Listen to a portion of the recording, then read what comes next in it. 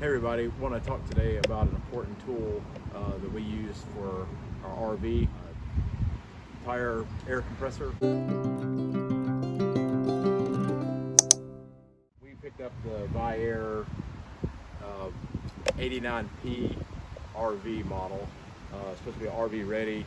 There's several different models that are specifically for certain types of RVs, Class A's, Class B's, towables and all that. I did make one mod on it that I'll show you because there's a couple of things I didn't like about it, but the unit itself works really good, and we keep it in our vehicle when we're driving to take care of any issues we have if a tire's low or whatever out on the road. All right, so the original equipment is basically a screw-on valve, and I really didn't like that because when you go to inflate your tires, you had to screw it onto the valve stem, let it air up, and then to check your pressure, you had to take it off. Because the second thing I didn't like about this is this analog tire pressure gauge is not accurate at all. It gets it somewhere in the neighborhood, but it's not very accurate. So I do have a digital tire gauge that I use, pops it on, gives you a quick read on it.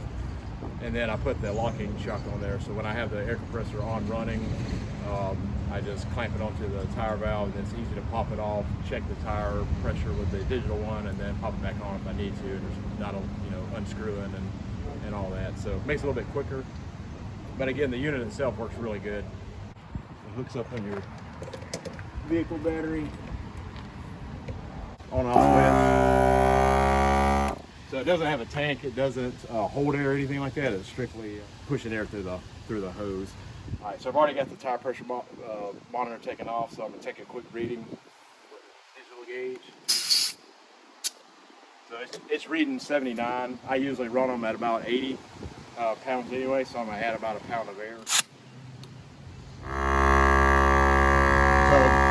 like I said, one thing on that I didn't like is my tire pressure monitor was reading 79.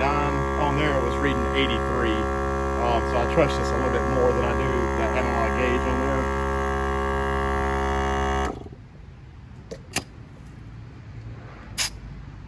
And there we go. At 80 pounds already. So, that's about all it is to it. That's one of the reasons I changed out the manufacturer's tire chuck on it, because you'd have to screw it on, turn it on, let it run, screw it off, check your air, and if it wasn't that, you had to put it back on and keep repeating the process. But other than that, with putting that locking chuck on there, just makes it really easy.